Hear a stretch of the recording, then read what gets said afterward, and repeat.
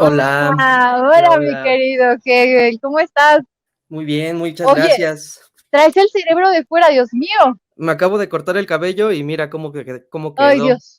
Ay, se ve tan real que hasta me dio quiñáñaras en la cabeza. Mi querido Hegel, soy todo oídos. Adelante. Muchas gracias.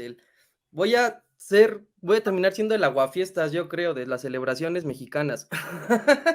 Pero bueno, alguien lo tiene que decir y pues ni modo, me aviento ahí el pleito. El día de hoy, por ser pues Día de Muertos y semana especial de Halloween y de todo ello, vamos a hablar acerca de la disonancia terrorífica. Obviamente vamos a destapar el cráneo, ¿no?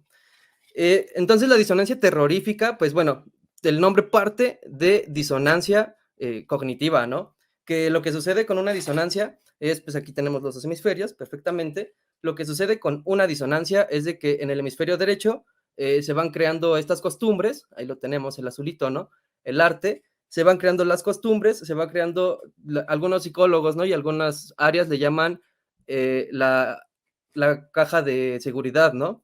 Y del lado izquierdo tenemos entonces pues el lenguaje.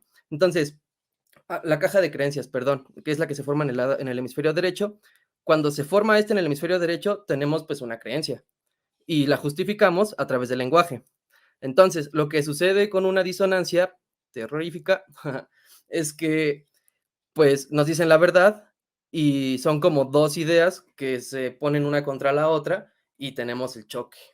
Por ejemplo, bueno, vamos a hablar, empezamos introduciendo el All Hallows Eve, ¿no? La víspera de Todos los Santos, que es donde parte esta cuestión del Halloween, como se llega a aparecer el nombre, que bueno, viene ahí por tradiciones celtas y por allá por los países nórdicos y miles de años y bueno, es interesante notar, por ejemplo, en esta tradición, cómo la gente se disfraza a sus pequeños, ¿no? Esa era una práctica que llegaban a hacer, disfrazaban a los pequeños porque pues tenían esta idea de que a la hora de las cosechas iban a llegar como los espíritus y se iban a llevar así muchas cosas, pues entre ellos los niños, entonces a los niños los disfrazaban como fantasmas ahí para pues que los confundieran y no se los pudieran llevar, ¿no? Cosa muy interesante que sucede es, por ejemplo, ahorita dejemos un poquito aparte el Halloween, lo vamos a retomar conforme va la charla, con estas disonancias. Lo que sucede, por ejemplo, es esta cuestión aquí en México. Tenemos, pues, acaba de pasar el domingo. ¿Qué día fue? Este desfile del Día de Muertos que empezó con James Bond. Eso es muy interesante, ¿no? El que vayamos viendo y vayamos observando cómo ha sido posible pues, la manipulación, el que nos hagan tener esta creencia de que les prometo que tarde o temprano nos van a empezar a decir que eso fue un desfile tradicional, cuando pues, realmente su origen fue a través de una película, ¿no? Y se viene a comparar de manera muy reflexiva, muy interesante, puesto que hay un cuadro, una tabla que ahí diseña Latinometrics, en donde van midiendo esta comparativa entre el día de Halloween y Día de Muertos en las películas. Entonces, sí resulta muy interesante el que notemos cómo las películas de Halloween han ido subiendo más su fama aquí en México y nos hemos disfrazado más, pues, de ahí, de mutantes y de cosas ahí medio extrañas, que según son héroes, ¿verdad? Y del otro lado tenemos allá en la frontera, en el norte de la frontera, a las otras películas que son más mexicanas y entonces empiezan a vestirse ya más de charros y empiezan a vestirse ya más de catrines. Y es muy interesante esto, ¿no? Como las dos festividades se vienen a ir encontrando pues en esto que es Norteamérica, ¿no? Y bueno, otra de las cuestiones en las que tenemos que hablar sobre disonancia terrorífica viene a ser pues el mismo origen del Día de Muertos, ¿no? Estoy seguro que no soy el único al que le ha sucedido esto y lo sé porque pues he encontrado gente que ha escrito acerca, ¿no? Sobre el origen del Día de Muertos como tal, ¿no? Porque sí llega a ser muy curioso y llega a ser así como mucha coincidencia que después del día de Halloween se celebra el Día de Muertos. O sea, que a poco tan sincronizados estaban así las antiguas pues, comunidades antes de la conquista. Evidentemente, lo que pasaba, por ejemplo, vamos a hablar del Zompantli, ¿no? Que este Zompantli, tenemos ahí el mapa de Tula, ahí donde está rojo, ahí, bueno, en Tula Hidalgo, ¿no? Que precisamente pues es la ciudad capital, porque pues allá en Teotihuacán o Tenochtitlan también eran Tula Tenochtitlan y Tula Teotihuacán, ¿no? Pero bueno, acá en este Tula de Hidalgo, ahí tenemos marcado en rojo lo que viene a ser pues el Zompantli, que igual muchos lo llegan a escribir con Z, pero bueno, aquí está, en esta ocasión lo escribimos con S porque necesitamos hacer una unificación del idioma náhuatl, por ejemplo, ¿no? Entonces, tenemos el Zompantli ahí justo abajito del juego de pelota. Y que si se quieren remitir al juego de pelota, pues le hablamos un poquito en el Día de la Nación Pluricultural. Pero en esta ocasión estamos hablando del Zompantli. Entonces, imagínense que el Zompantli viene a ser una especie de altar permanente como panteón, ¿no? Un panteón altar ahí permanente. Entonces, pues bueno, se dicen, ya ven, ¿no? Acá están estas cuestiones de los sacrificios humanos y de que, pues sí, sacrificábamos básicamente. Y bueno, a lo mejor sí se hacía, pero también se llegaba a hacer porque hay, en los códices llega a haber información en la que llegan a castigar cuando llega a haber algún tipo de acto de ese estilo. Entonces eso nos quiere decir que sí lo conocían y sí eran conscientes de ello. Pues ahora mismo tenemos incluso leyes que tratamos de hacer que impidan ciertos actos sociales que no nos convienen y llega a ser muy difícil. Entonces, este Zompantli piensan que era una cuestión de sacrificios. Sin embargo, por ejemplo, se encontró recientemente el Zompantli en el Templo Mayor, ahí justamente donde Celsin está parada, bueno, por ahí cerca, ¿no? Y este Zompantli que encontraron, pues vino a ser igual una especie como con los troyanos, ¿no? Así como con, sí, con la ciudad de Troya, que estaba en una novela y pues todo era así, pues una especie de mentira, hasta que se llegó hasta que se llegó a encontrar la ciudad y se empezó a delimitar y pues ya se le vio un aspecto más histórico que mítico. Entonces eso sucedió con el Zompantli, acá en el Templo Mayor, el que espantó a Hernán Cortés, y es interesante, ¿no? Había de toda clase, había Zompantlis en los que estaban así como en Torres, que es el que se encontró allá en el Zócalo, en el Templo Mayor, o teníamos este otro Zompantli, por ejemplo, de Tula, acá en Hidalgo, en el que pues eran como varillas y metían a los cráneos, los cruzaban de un lado al otro. Entonces, pues así se quedaban.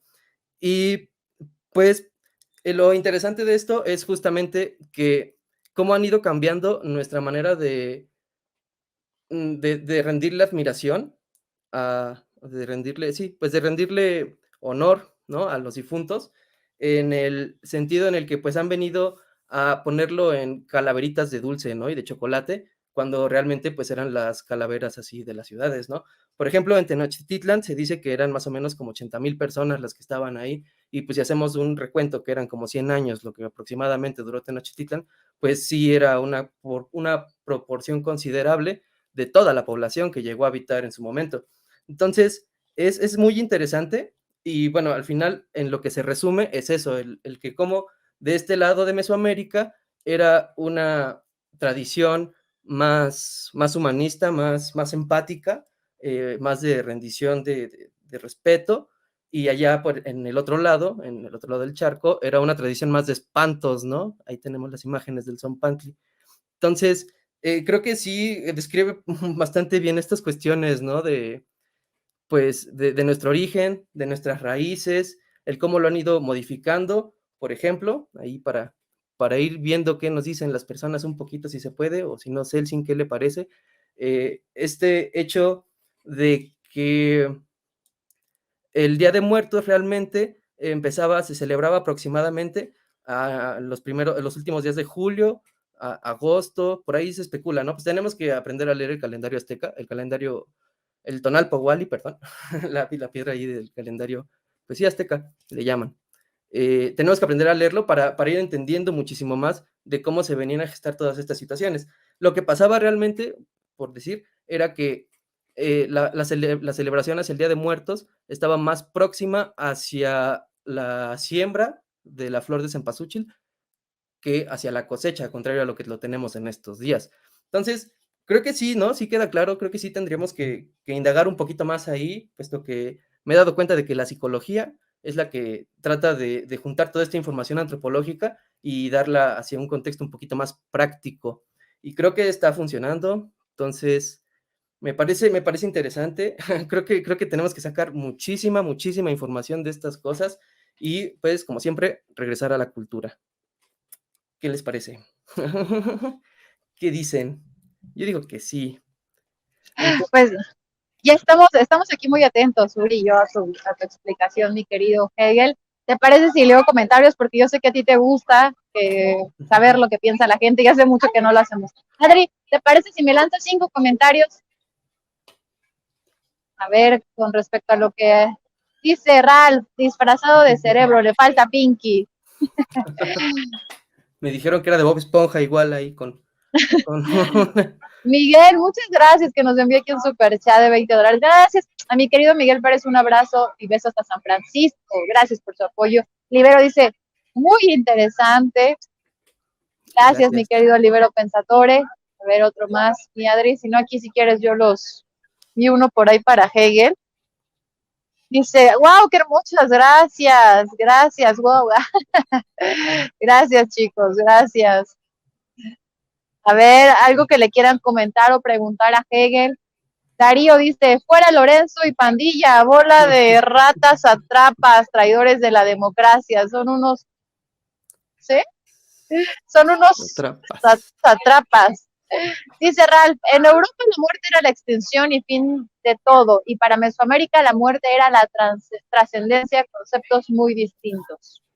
Afirmativo. Ahí para agregarle un poquito, en Europa tienen esta concepción de que la vida es una línea y empieza y tiene un fin, y acá en Mesoamérica teníamos más esta concepción de que es una espiral.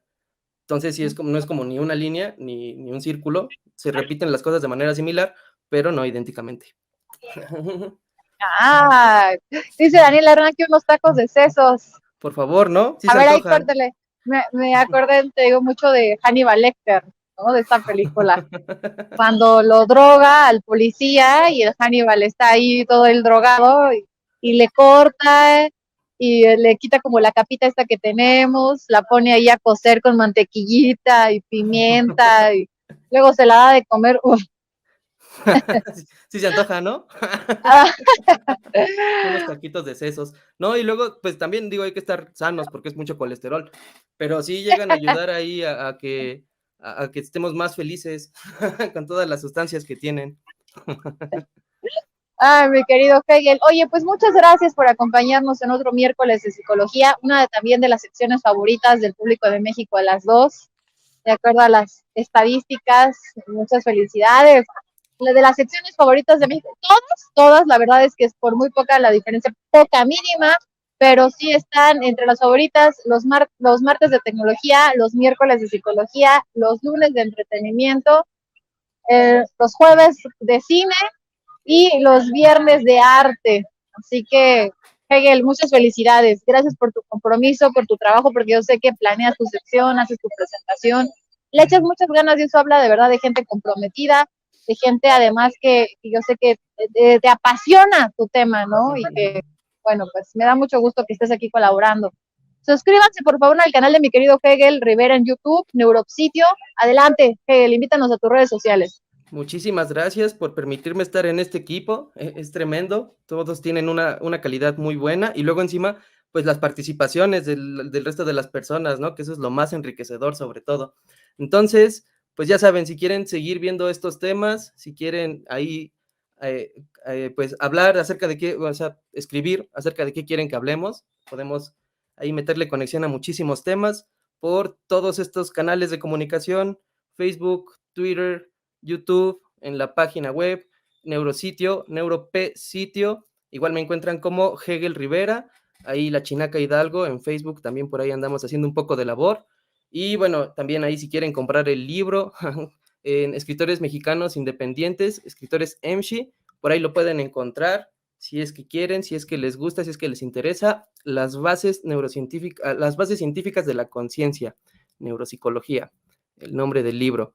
Entonces, me despido, pues, no sin antes mandarles a todos un fuerte abrazo, agradeciendo a todos igual. Muchísimas gracias.